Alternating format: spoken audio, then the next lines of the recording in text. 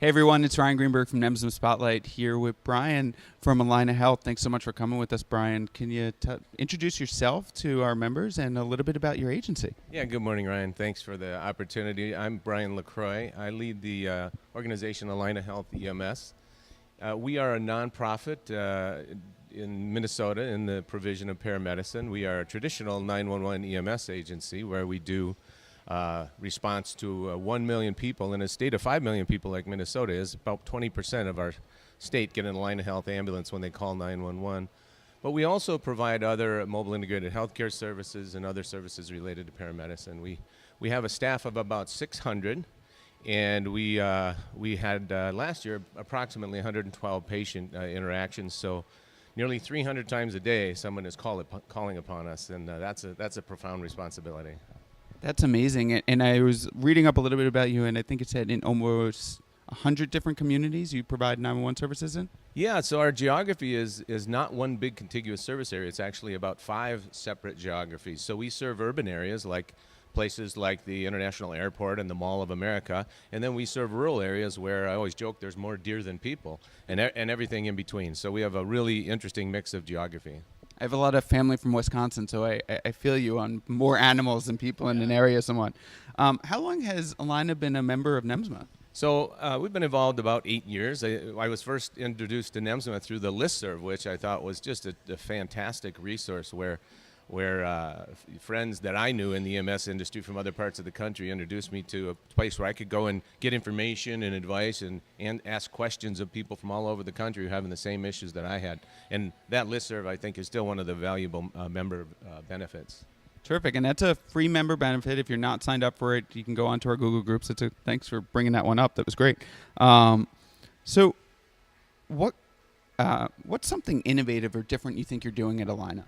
Well, we have a keen focus on, we take a sort of a balanced scorecard approach. We know that in order to run a good paramedicine operation, it's not just about the money, it's not just about the people, it's not just about community relations, it's about all of those things.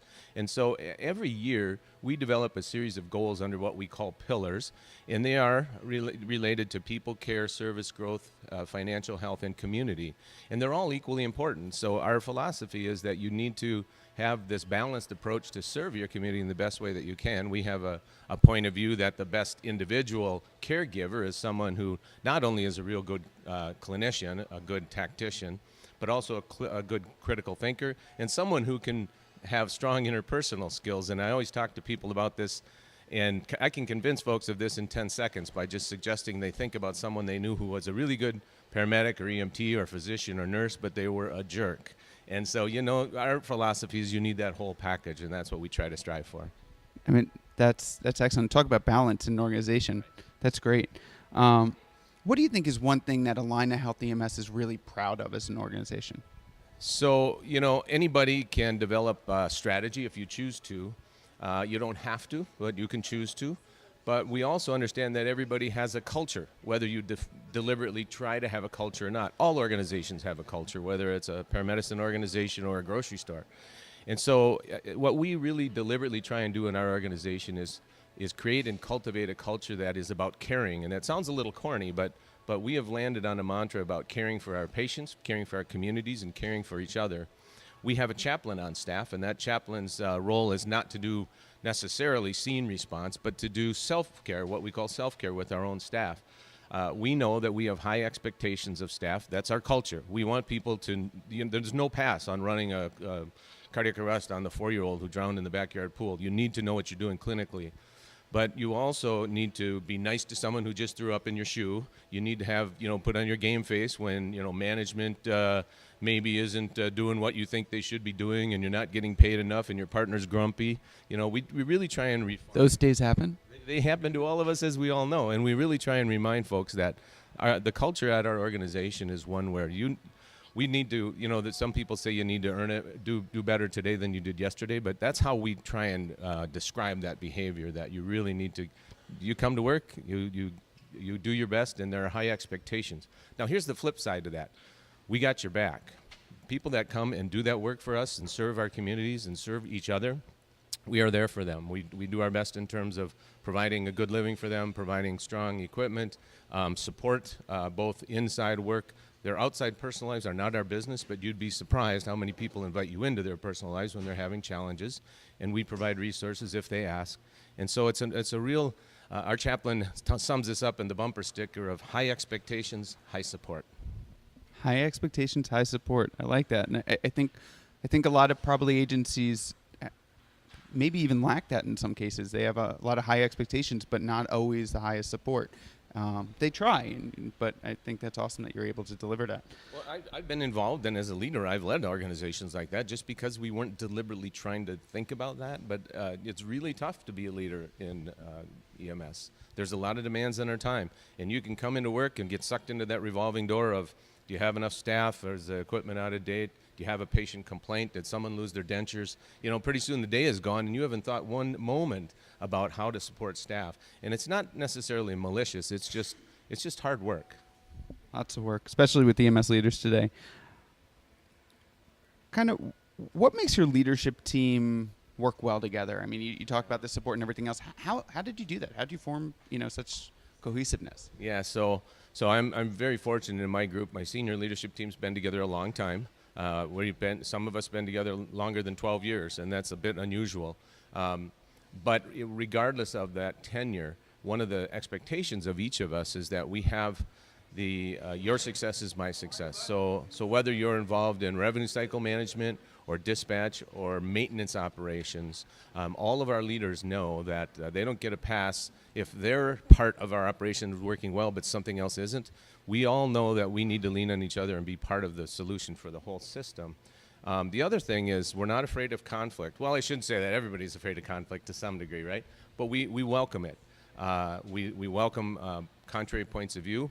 We have ground rules about being respectful when we have those tough conversations, but we're not afraid to say, hey, I think that's a wrong direction or a bad point of view, and here's why, and let's talk through it. It's not easy, but that's our goal. That's amazing. What's some words of encouragement you'd give to another agency that's, trying to achieve kind of some of the things that you've achieved?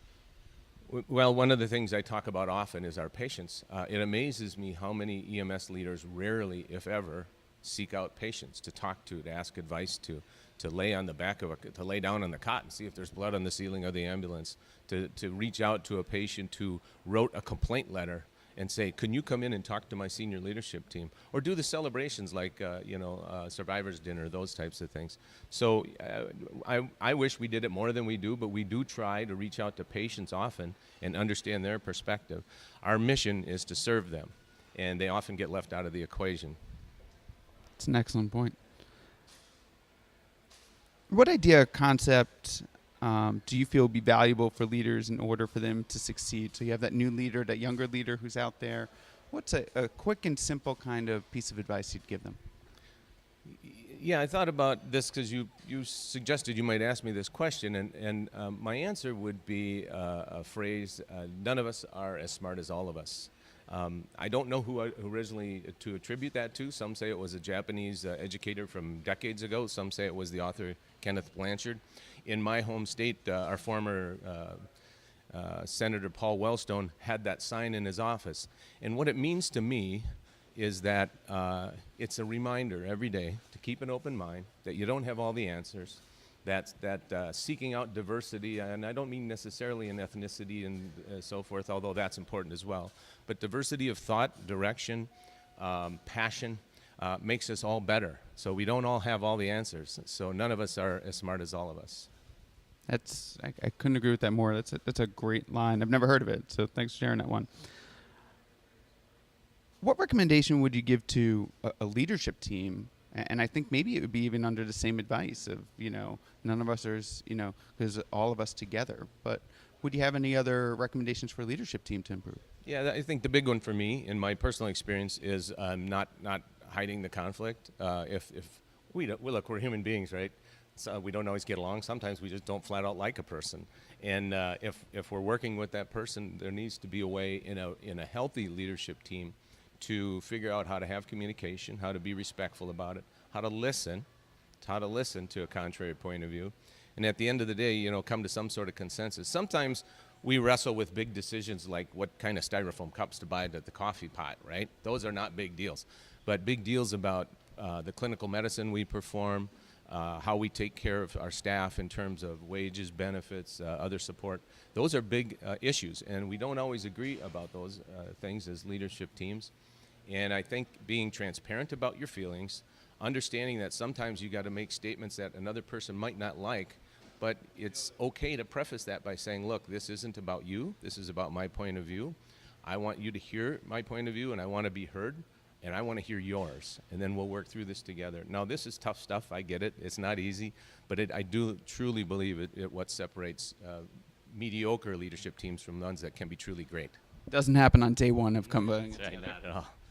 And it is tough work. And so I guess the last part is, so if someone's not a member, they're thinking about being a member, or maybe they're an individual member, they're thinking about becoming an agency member, what recommendation or what, why would you say, hey, join NEMSMA, or, kind of what do you think value, what would you tell them? Yeah, so I go back to the very first thing that piqued my interest.